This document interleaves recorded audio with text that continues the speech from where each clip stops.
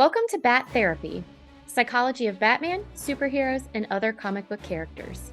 Be a fly on the wall or a bat in the cave, listening in on a friendship built out of a love for talking Batman, comics, and the everyday struggle to achieve mental health and happiness. We are your hosts, clinical psychologist Dr. Amelia Brown and educator and comic aficionado Keaton Hopkins. Don't forget to follow us on YouTube and social media and find our Patreon at patreon.com/battherapy. This podcast is about providing education and understanding and is not a replacement for mental health treatment or support. If you're needing help, go to bat-therapy.com for resources. So I am pretty excited about today because when we were prepping for it, it was taking me back to our first two seasons when our topics were super psychology, mental health related, versus our most recent ones have been more like comic related and we pull in the psychology. So I'm pretty excited about this one. Yeah, I was going to ask you. So I was going to ask you how you felt when I said I wanted to do this character, because he's not very famous. He's definitely one of those that's lesser. He's a lesser known character, but at the same time, just about every single iteration of Batman, when it comes to things being animated or even Gotham, he shows up. So Yep.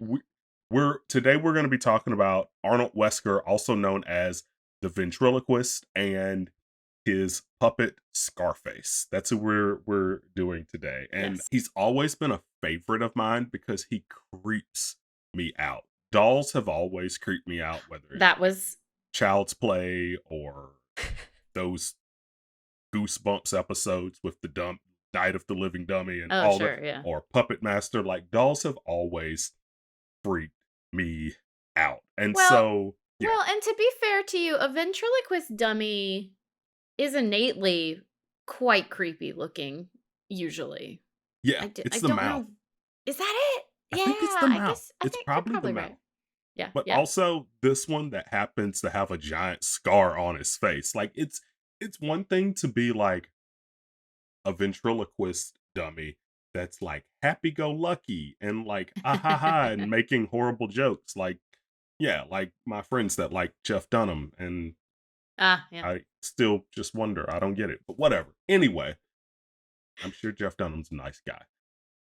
But yeah, like a lot of the times, like I'll see a ventriloquist dummy and I'm like, this is dumb. But then when it comes to Wesker and Scarface, I see it and I am creeped out. I'm creeped out and I'm like, see, this is that side of Gotham that I really want to be far away from. Like, Yeah. it's clowns are bad enough, right? Like the Joker and all of that, that's bad enough. Mad Hatter gets creepier, and then Ooh, that's once we another get good to one.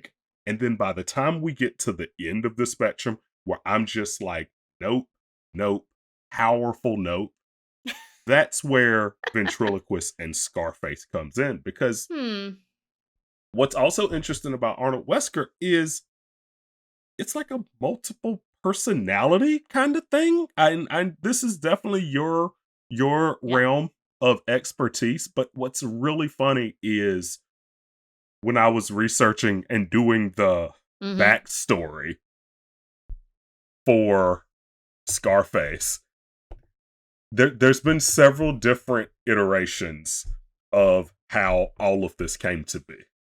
Yeah. So okay. So how did I feel when you first brought this up? So I was definitely intrigued to do this character, and then I went, oh no, I'm gonna have to brush up on some things to figure this out, because he's definitely more psychologically complicated. And one of the things I want to clarify is that I think part of what makes him complicated is because he's a lesser known character with clearly some sort of psychologically complex stuff going on at the same time. So there's definitely something happening for this guy, and you don't always have enough information to clearly suss it out. So it'll be interesting to hear, based on the different versions of him, how that kind of impacts things. Okay, I've talked before about how everyone's favorite diagnosis is previously multiple personality disorder, now dissociative identity disorder. So essentially, you have one physical body and essentially these separate identities within the same body. And you might be seeing where I'm going with something that complicates this guy.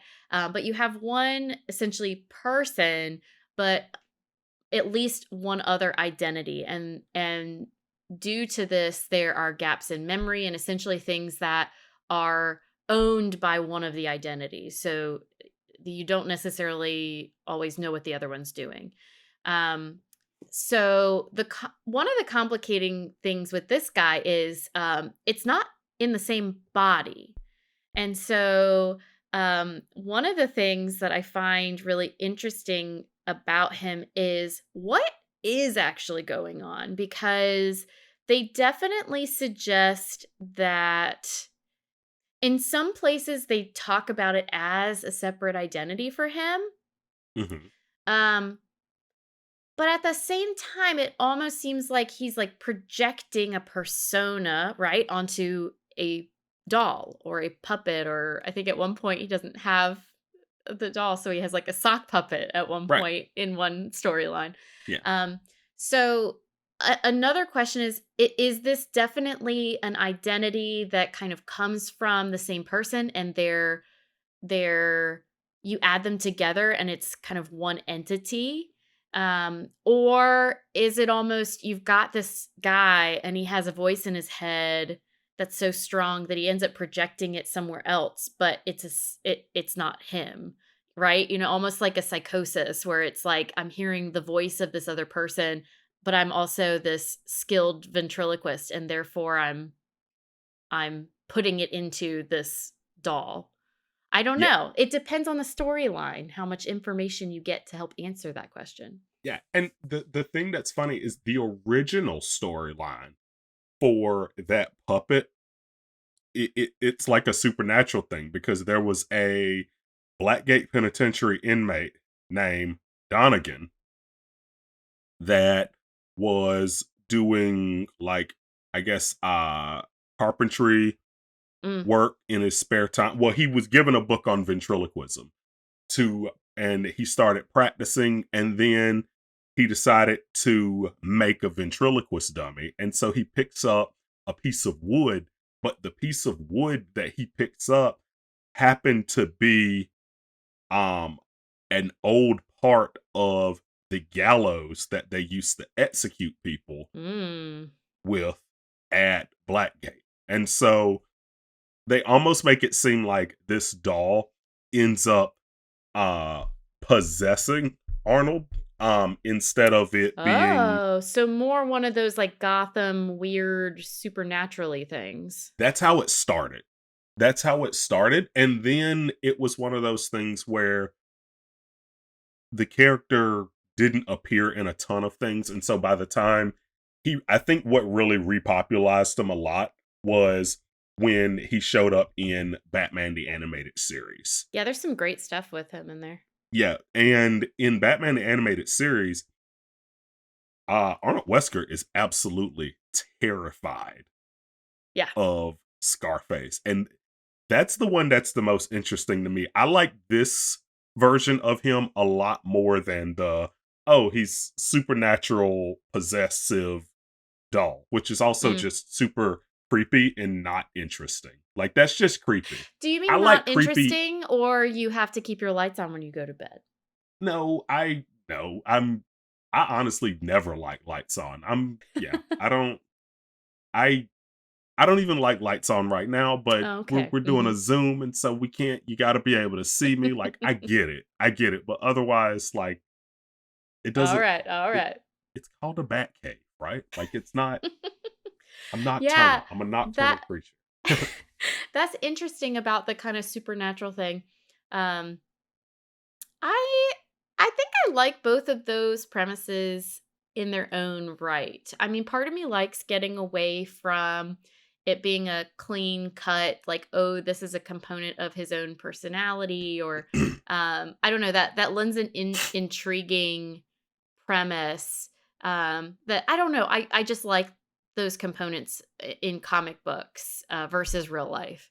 Yeah. Um, but I definitely agree with you that there's something I really like about the animated series, and I too, I also like more where Scarface and the ventriloquist don't seem to be on the same page. Yes. Like Arnold Wesker being this very timid, scared, it doesn't want to overstep Scarface, and Scarface kind of taking control. It's a very interesting back and forth that they have. Yeah. And once again, how how how Scarface is in existence really, I think, affects how you view that. So are these different parts of Arnold Wesker competing and fighting with each other? Or is essentially almost like um an auditory hallucination that in order for Arnold to try and cope with it, he essentially puts it onto the doll so he has this like physical representation of what's going on for him internally. I don't Well, know. what's interesting is like Scarface is the boss, Oh yeah. right? He's definitely the boss. And it's to the point that even when Arnold is pleading with Batman, because when Batman shows up and doesn't understand anything, Yeah. Batman's basically like, all right, I'm gonna break your glasses on your face, and then I'm gonna throw you in jail. Like that's his Yep. normal go-to, right? Like that's his baseline, right? Like I'm gonna beat you up and throw you in jail. Like the Riddler, like, yes, I'm very smart. I'm gonna answer your riddle, then I'm gonna beat your ass and I'm gonna throw you in prison. Like that's what he does. Like he's like, yes, I'm smart, and then you're gonna catch these hands. Like that's Batman's whole thing. And so it's really funny when he first sees Arnold, and Arnold's just like absolutely terrified of him, and he's Yep. like, yeah, I bet you are, because you know what's up. And then all of a sudden he realizes like, oh, this guy's actually terrified of Mhm. Scarface. And what's interesting is I think they also mention like how good a really good ventriloquist is able to throw their voice. And Yep. so it sounds like their voice is coming from a different area. Yep. And it just really throws Bruce off. It throws him off so much. And it's so fun seeing him, because we're also the first time I had ever heard of ventriloquist and Scarface was through Batman the Animated Series. And so I Same. was really thrown off too. And I remember as a kid watching it and being creeped the hell out. Yep. So I have something that I would love for us to talk about with him. So you have the ventriloquist and Scarface and what's going on there. You also have his crew. Yeah. So Scarface is in charge not just of himself and the ventriloquist. He also has his own like cronies that he's in charge of. And I find it very interesting to think about who who would be on board? Who would be on board? Now I know it's Gotham, but still, who would be Yes. on board for to work with Scarface? Because I mean, think about I mean, there's even conversations within the animated series episodes where I think in the initial introduction episode for him, one of the guys working for them starts talking to the ventriloquist, talking to Arnold, and there are essentially these conversations where they're all like, "No, no, no, remember Scarface is in charge." Like, I just wonder about what kind of person is working for Scarface because there's a lot that you would have to accept here that I mean, honestly, if it wasn't Gotham, might be near impossible. Well, so I actually thought about this and I chuckled quite a bit, because first things first, like I feel like as far as henchman job pools go, there's a lot of overlap between probably Two Face and Scarface and the ventriloquist, right? They might dip into the same pool for their henchmen, Right. huh? Right. Because like every henchman, like it's just like Gotham henchman is just like the real world, right? Because it's like, oh, how do you feel about warm weather? And it's like, okay, I really like warm weather. Okay, you might not want to work for Mr. Freeze, right? do you have a lot of allergies during the spring? Yes, I do. Okay, you might not want to work for Poison Ivy, right? Is Are you not a big cosmetic person? Very all natural? Joker Harley Quinn might not be your squad, right? And so I think it's definitely a lot of there's Keaton, definitely a lot of overlay when it Keaton, comes to the Keaton. henchmen. Yes. Can we pause here and say, before we wrap up, I know we're in fall now and we're still doing summer villainy, but I mean, we might need to do Gotham Henchmen for one Oh, of our episodes. absolutely. We can How have we not even thought of that? I think about I honestly probably think about the life of a Gotham henchman every single day because the thing is, in my mind, they have a resume. In my mind, they Oh. definitely have a resume, and they're like, "Yeah, I've had my arm broken by Batman 3 times. So clearly, I'm loyal and I'm hardworking that I'm back Oh, yeah. again." Oh, yeah. We're definitely okay, we gotta pin this now so we have time for for Scarface and the Ventriloquist, but, oh, man, do we need to do an episode on that. But going back to that, I don't think the henchmen care because the henchmen are like, I mean, money is money. As long as I'm getting paid, That's true. I don't even Actually, care. that's a really great point. Yeah. The weirdest thing, and I say weird affectionately, I think everybody's got their weird, but the weirdest thing about Scarface and the Ventriloquist is, okay, so this doll is in charge. But essentially every other villain that you would be working for, there's a whole lot of extra weird going on. Yeah, at least And a it's not a lot giant more. crocodile. Exactly. It's not a giant crocodile. Also, in the grand scheme of things, you don't have to worry about getting killed by your boss. Eh, You know, he seems oh he's I mean, he's safer than Scarface's most of gun is them. real. Well, his gun's real, but he doesn't point it at his own people the way that everybody else seems to do with their henchmen. And a lot of his crimes seem like the kind of basic like burglary robbery stuff Standard mafia versus type stuff. yeah, it's Yeah. not, the Joker trying to murder half of Yeah, he's not Gotham. poisoning Gotham's water supply. He's just robbing banks Yeah. and Yeah. knocking off liquor stores and stuff, you know? Yeah. Just a few Normal armed criminal. robberies. Yeah, normal felonies. No big deal. Yeah, he's not a Honestly, terrorist. once again, in Gotham, that probably gets you what, 1 to 2 years? Absolute. Tops? Well, yeah. Well, and honest, well, it's funny because I feel like it's one of those things like, is he it, a lot of the times you hope to go to Arkham because you know you're out of Mm, there in a week and a half. uh-huh. Blackgate, you pull time at Blackgate. But at Yeah. the same time, since it's Gotham, it's not hard to catch a insanity charge. It's Yep. easy. It's so easy there. It's so Yep. easy. It's like, oh man, I breathed Joker gas. I robbed 3 banks. Yep. What am I to do? Like like The it's lawyer's like, "These guys followed a doll." Yep. clearly right, right. Clearly, they're Yep. not fit I like to to think of stand it trial. though Right? as look at these lovely henchmen who are open and accepting to the unique qualities of Arnold and they say, "You know what? We're going to embrace this for what it is because at the end of the day, like you said, money is money."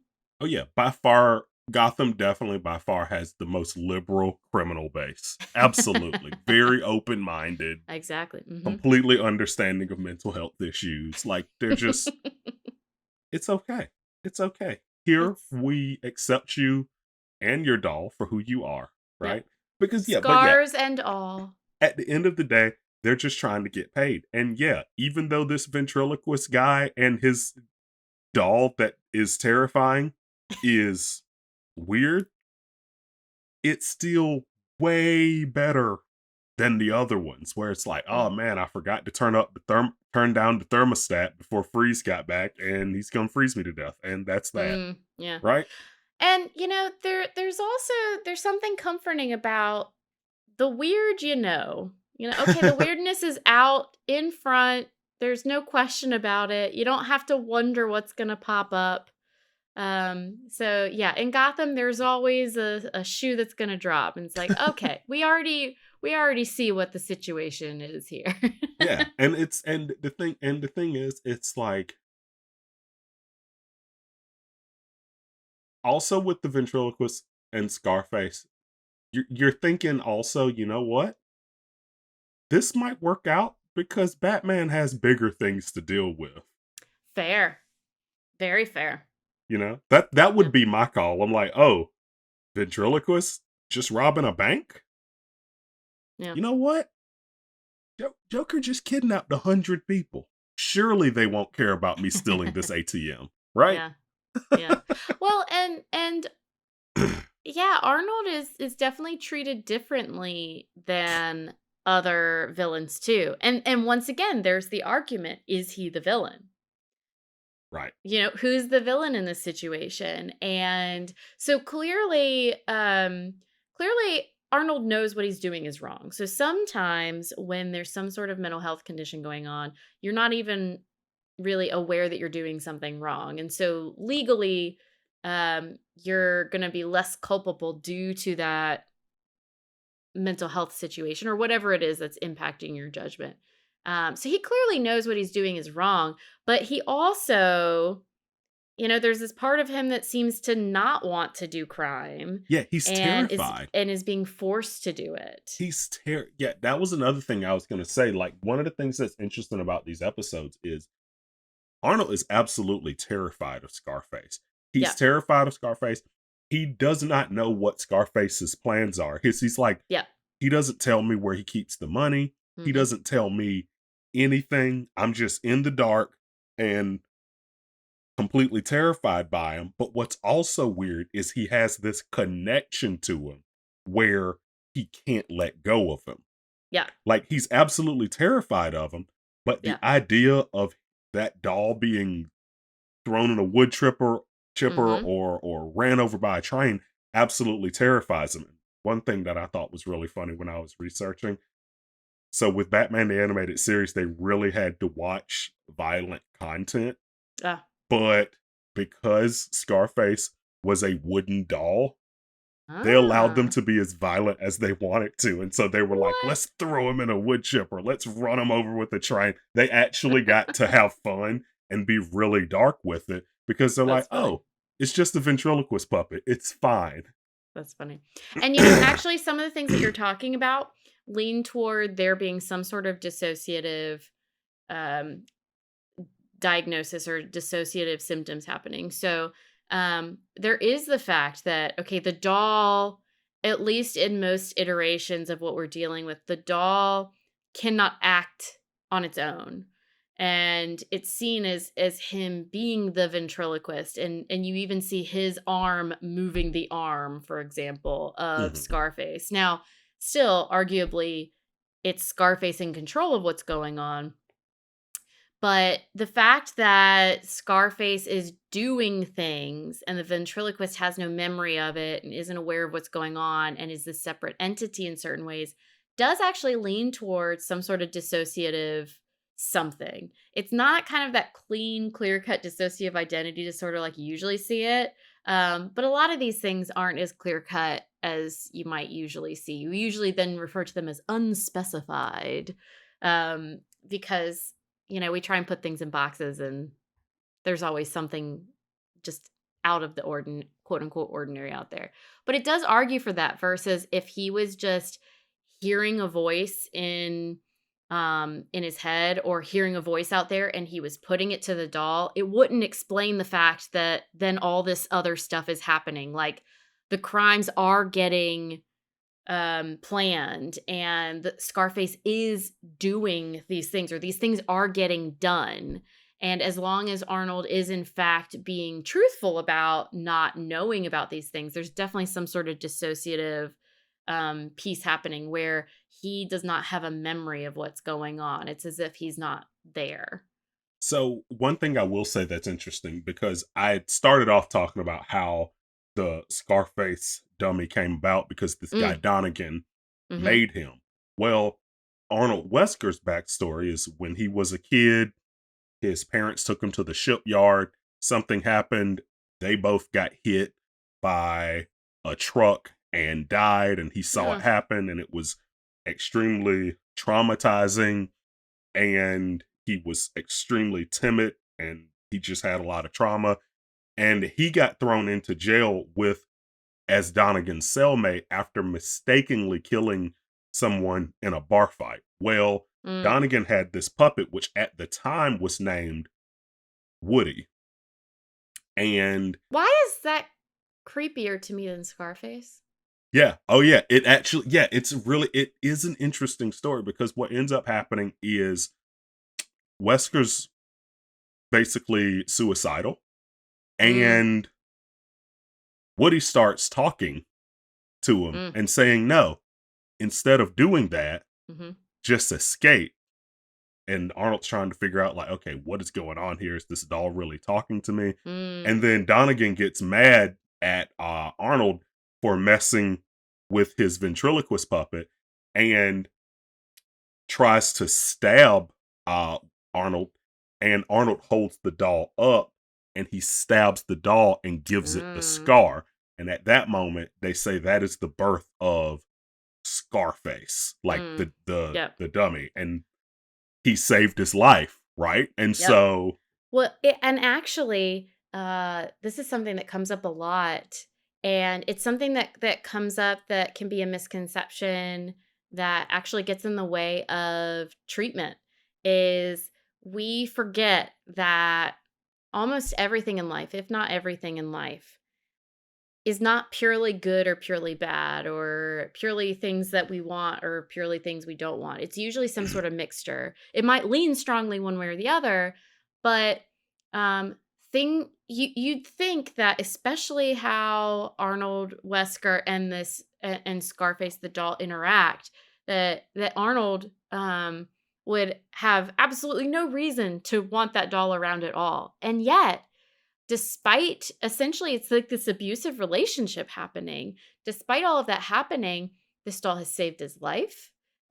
This doll probably helps him live a pretty decent quality life, pretty comfortable living out there. yeah, And also, sometimes making the tough decisions sucks. So sometimes it's nice for someone else to be in charge. Not always. I'm not saying it's always, but there's certain things you're not the one to blame if you're not the one making the decisions. You don't have to deal with a lot of that stress or uncertainty. You're putting it on somebody else. So there are all these benefits that he is getting from Scarface. And it sounds like, certain storylines, even from the very beginning, literally saving his life. And whether it's a part of himself or whether it's like a voice he's hearing with some sort of psychosis or some combination of the two, um, yeah, these things are not always, and usually they're not purely bad. It's always a blend. So yeah, I find that really interesting that it kind of pulled for him. And I was also seeing some things too that Arnold Wesker in general tends to be withdrawn and really try not to have emotion in any way. And so being able to express it via Scarface might be really freeing to be able to do it in that sort of outlet mhm, versus sometimes it feels risky to feel things on our own, especially if, you've gotten angry and then you accidentally killed somebody. yeah. And what's interesting is there's an episode of Batman animated series. What's the new Batman Adventures, and it's Mm. called Double Talk. That was And my favorite. yeah, because he gets out and he's just trying to live Mhm. a normal life, and the henchmen um show up and they're like, so where's Scarface? Mhm. What's going on? And it's so interesting because it's like I was pulling for Arnold. I was pulling for I him. know. I I was know. pulling for him so much. And it's just like, man, came back again. So, let's highlight that, like, at one point I was like, "Look at you, Bruce Wayne, doing some actual good for this community versus Yeah. just, like, punching people in the face because he gives." So, let's see, Arnold's in a halfway house, I think, that had the Wayne name on it, and he's working at Wayne Industries or Wayne Enterprises, or he's working somewhere, and he actually talks to Bruce. Like, not only does Bruce give him a job, but it sounds like very directly and like has conversations with him and stuff. And So he's working in the office and essentially being treated, it seems like, just everybody else there. Mhm. Um, yeah, it seemed like there was a real attempt to help him be able to rehabilitate, which is really cool. So yeah, you end up really rooting for him and not definitely not wanting Scarface to come back. And then those stinking henchmen. And you know what it reminded me of? It reminded me a lot of when someone is trying not to use substances anymore. So like they're trying to be sober in some way Mhm. and yet they're still living in the same place. So they're crossing the same streets where they like used to buy booze or whatever it was.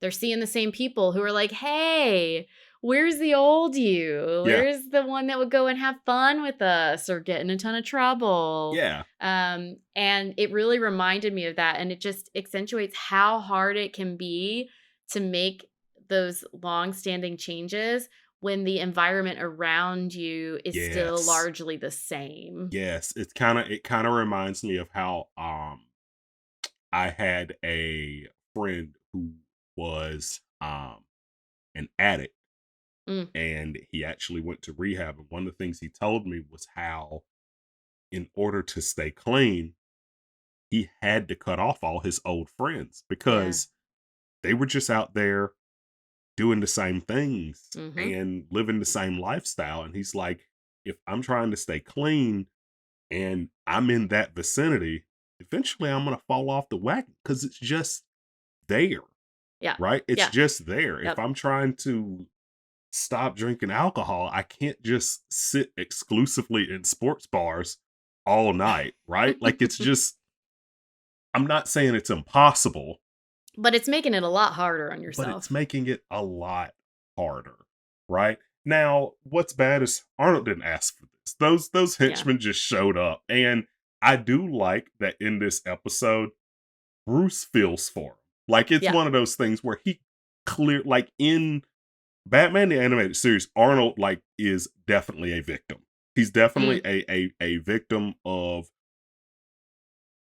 this, whereas a lot of the times in the comics, they still do this thing where they're like, "Is he?" Yeah, the comics, he seems he's not innocent in the Yeah, way there was a true innocence about Arnold in the animated series yeah, and I that really liked that. I really liked yeah. that it was just like, man, he does he's terrified of this alter ego that he has that just won't leave him alone. And he just has so much anxiety and fear of him coming back, even when he's like wakes up from a bad dream and sees Mm. his certificate of sanity from Arkham, which I think would be a great thing to just have on the wall. Like that would like, look, y'all. Like I think that's just one of those fun, I think, prop items that I would not mind having. Like, look, I have a certificate of sanity from Arkham, signed by I have Hugo some Strange. clients who I think would find that hilarious. Yeah. But like he even has it, and he's like, even though he sees it, it throws so much self doubt because I mean, you're Mm. having those nightmares. How can you not think, I might not be sane. I might not be Mm. a Well, hundred percent. and so here's the thing too, and actually there was this very very small quick thing that happened that caught my attention in that episode. I really like that episode. So when they released him, they said something along the lines of, if we here at Arkham think that you're you're good to go essentially, then, hopefully you can also take that on. And they said something along the lines of like um as long as the Scarface identity does no longer emerges or it stays essentially stays away. I can't remember the exact wording, but that actually really struck me because that's not the best way to go about that.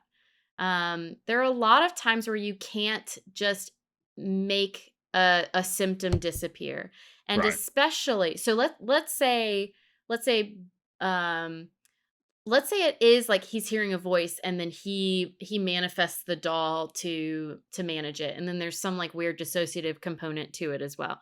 Um okay, well in that case, there are actually a number of different experiences people might have where a lot of people will say there's a voice and it's always there and I have to learn how to not listen to it or to respond in different ways, or so if it's just a as long as it stays gone, you're okay. It's like, okay, well, there's also it could be there and you find a different way to manage it. So they didn't really seem to help him with that. Or if it's actually more of like an odd presentation of dissociative identity disorder and it's another component of who he is, if you're trying to clamp that down and not actually help him integrate that into the kind of broader version of himself, it's going to come out again at some point anyway because it's a part of him that you're essentially trying to force down, but Right. it's him. And so it's going to come out in some way. So how do you help him integrate it? So there was just a small little tinge right there that had me going, so you guys are just asking for it. Poor guy needed a little bit more help than he probably got while he was at Arkham. Yeah. It's very, very it's very interesting. His Batman the Animated Series side too, because one thing that still just really intrigues me is how he's terrified of Mm, Scarface, but he will, like, Batman has to save his life because he will risk his life to yes. save this doll, like Yes. to save this part of him. And Mhm. it's one of those things that I have a hard time grasping it. Like this, like, you're clearly a victim of this Mhm. person, but at the same time, you have this like insanely strong attachment, like, oh, but Yeah. I cannot be without. Yes. It's a very toxic relationship.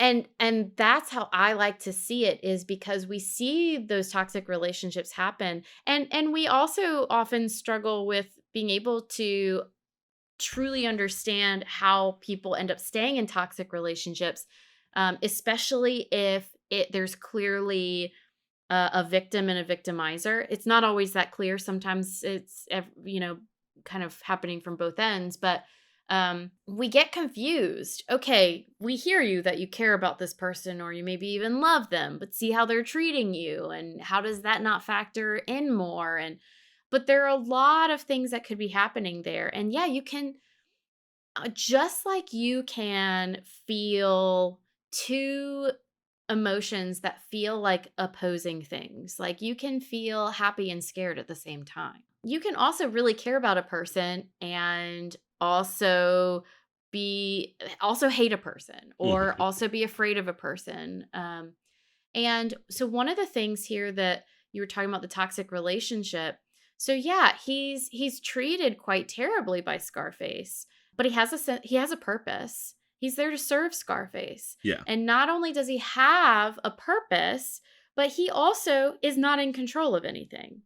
Scarface is making all of the decisions, and um the ventriloquist Arnold, his whole life is essentially being the ventriloquist.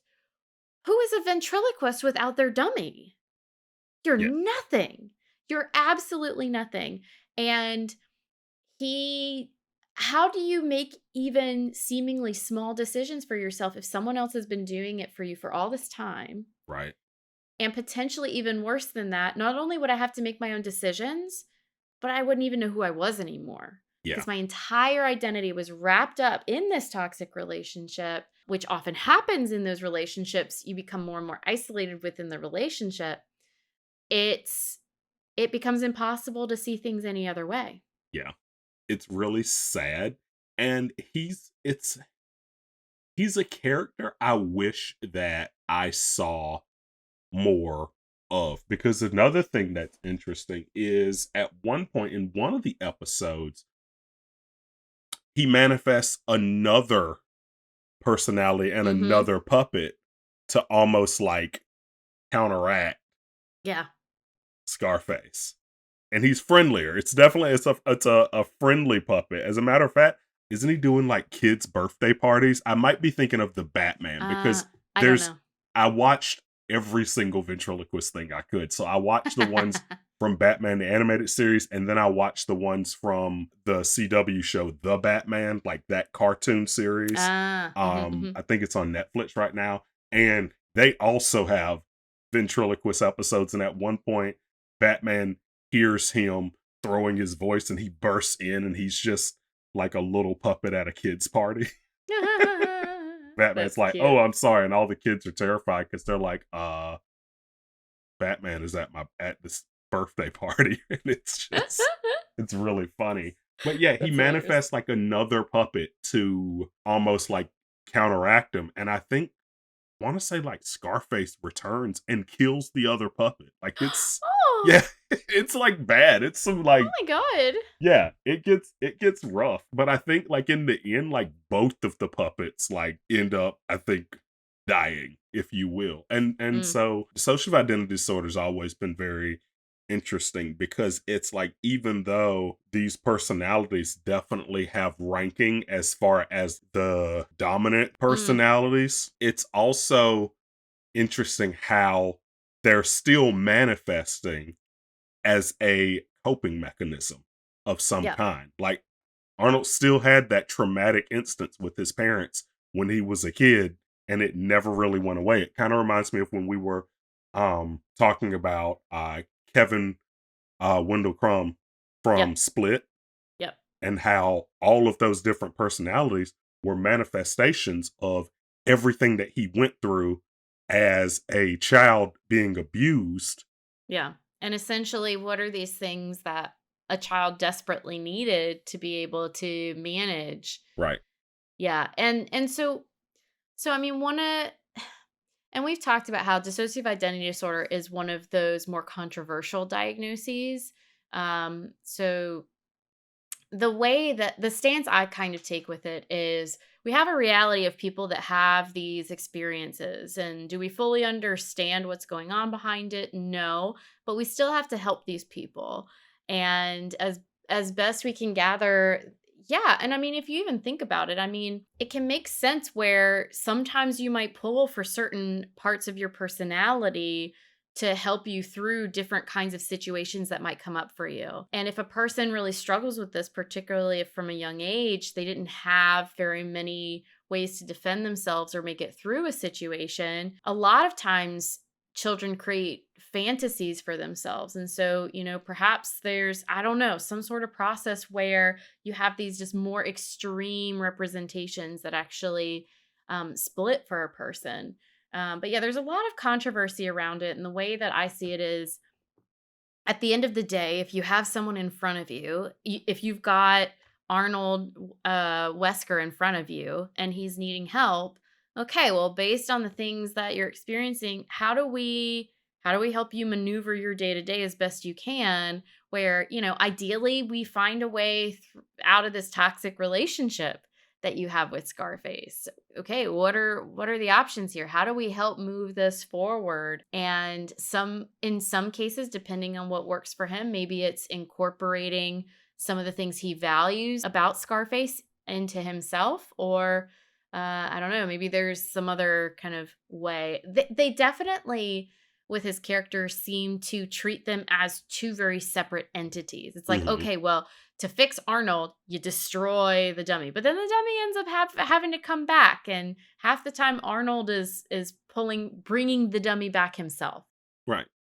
And so while they're separate, they're very much tied together. You can never fully have one without the other. And that's something that I've always noticed when it came to whether they called it dissociative identity disorder, multiple personality disorder. Anytime we see it portrayed, it's always a good one and an evil one, Yeah. right? There's Yeah. always they're always doing that when in reality, what it sounds like it really is hey, here's a person, here's what they're going through, Yep. and here's this other version of them Yes. that isn't going through that. Like if it's a timid person, there's this side of them that's a very brave person. If it's a Yeah. quiet, shy person, there's this one that's extroverted and extremely assertive, right? And Yeah. so it's bad because the way it's portrayed in the media, it's always like, here's Dr. Jekyll, but here's Mr. Right. Hyde.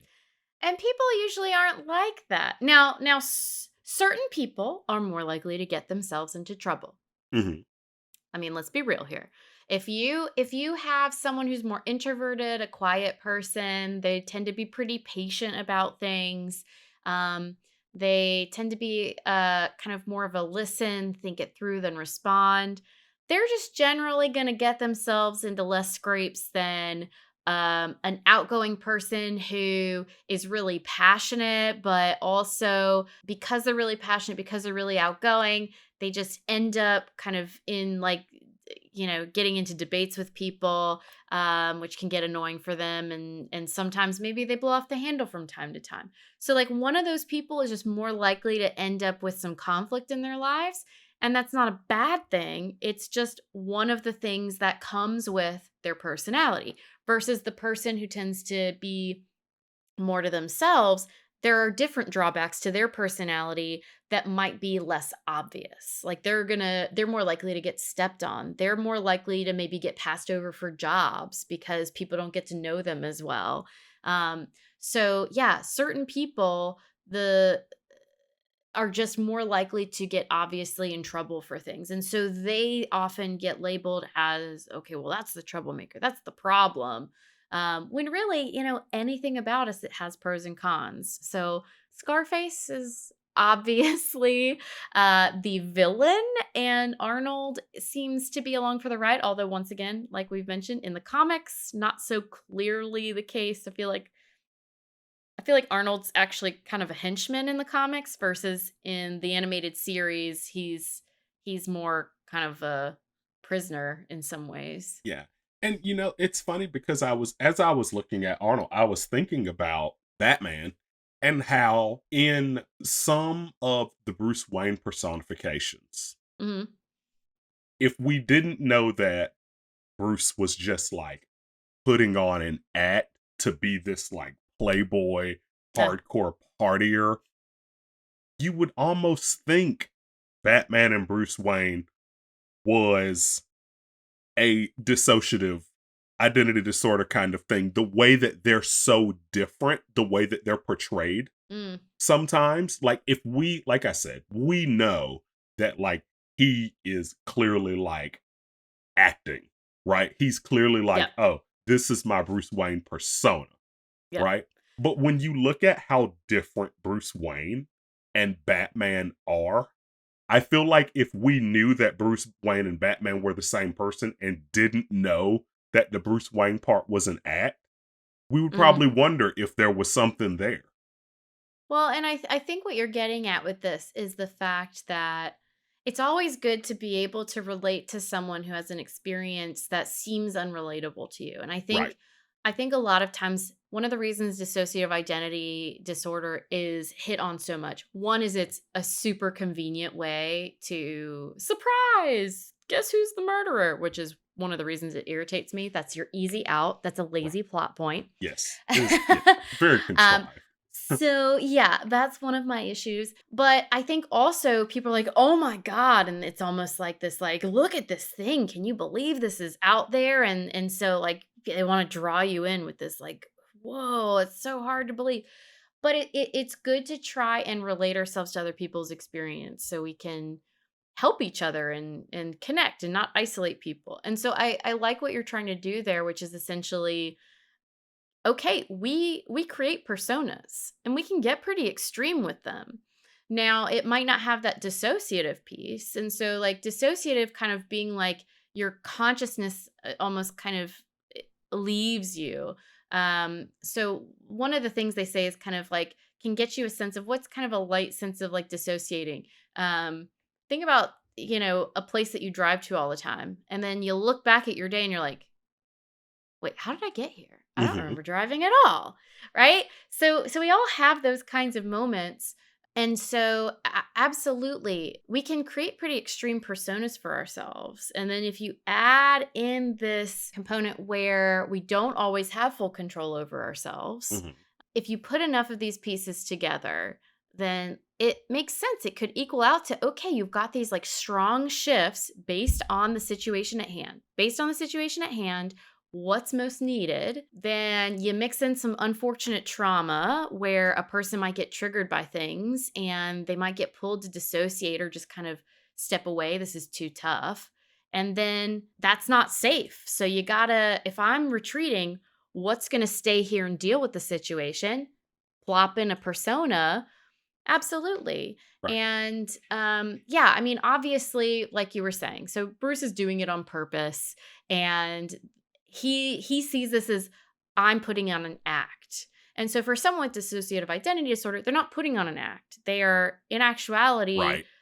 these are both personas that are them. Hmm. Like it's in the same body, but different, like completely different entities, essentially. But Yeah. yeah, it's a lazy plot point, but hopefully, if it's done right, you can help people relate like to Arnold or connect to these characters and be like, you know what? Just because these things go on that are hard for me to understand doesn't mean that I can't get to know this person or be intrigued by the character. And I like that you touched on that because, we all go through things, Mm, and at times we pretend to be someone else. Like you yeah, said, with dissociative identity disorder, it's not pretending, right. right? But there are so many times when I'm hurting, right? Mm, But I'm like, you know what? It is what it is. I have to be around a bunch of people tonight. I'm mm. going to be the funny guy, right? Ah, uh-huh, Or uh-huh. I am upset and worried about something. And it's like, nope, you know what? I'm going to be the partier tonight, right? Mhm. It's like switches that Yeah. you turn on and off when you need to. It's kind of like, and Mhm. I think we were even talking about this before, like with the podcast. There'll be so many times I'll come on the podcast, and when I come on, I might not be doing well, Mm. right? But when I come on, it's like, oh, well, now I'm podcasting, right? Like this is Now it's I'm almost, podcast Keaton. yeah, Dun, now, dun, dun, but like dun. it's funny because it's almost like a safe space. It's Yeah. almost like Mhm. a safe space where you can, like, you might have to be someone different at your job. At your Mhm. job, you might have to be assertive and tell people what to do. When in reality, that's not the kind of person you want to be, Yeah. but it might have to be the person that you have to be there, Yeah. right? And so imagine that. So exactly, it's natural to have these different personas, and so some people tend to be fairly the same across a lot of different things, and then other people will change quite a bit based on the situation that they're in, and so imagine doing like you're talking about, and then imagine that you really are just struggling in general with just a lot of internal noise going on. Emotionally, things are just really hard. Things feel overwhelming and unmanageable. And when things happen, you just reach your limit. The front of your brain, the frontal lobe, the frontal cortex, where a lot of that higher order thinking happens, can essentially like shut off on you if things get too intense. And then what can you fall back on? And so, a lot of times people might have, when they're emotionally triggered, have moments where they don't remember, they dissociate. And then for some people, that's when your personas say, plop, okay, here we go. Something's got to fill this space. Something's got to get us through. And this is what can do it. But there's not a problem with having pulling for different things to get you through a situation, but there's a problem with not being able to pull all of those different personas together into one cohesive thing. Then you start having things like, well, the right hand doesn't know what the left hand's doing, so to speak. Or in the case of the ventriloquist, depending on kind of where all of these things might be coming from for him, you might be ending up with having a Scarface. Yeah, it's very interesting just how much Scarface is just the polar opposite of Mm. Arnold, right? It's a Disney movie, Tarantino movie. Thanks for nerding out with us. I'm clinical psychologist Dr. Amelia Brown. And I'm educator and comic aficionado Keaton Hopkins. Check out my TV and movie reviews on YouTube at Team JVS.